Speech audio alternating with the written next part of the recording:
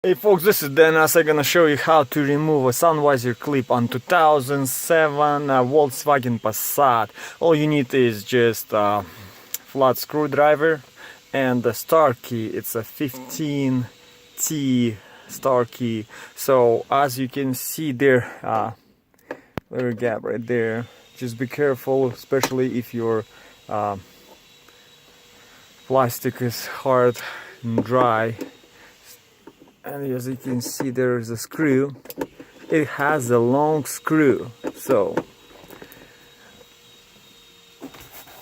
and sun visor clip, it's a part of the second sun visor right here. They just go together. I'm gonna show here in a minute. As you can see, it's long screw.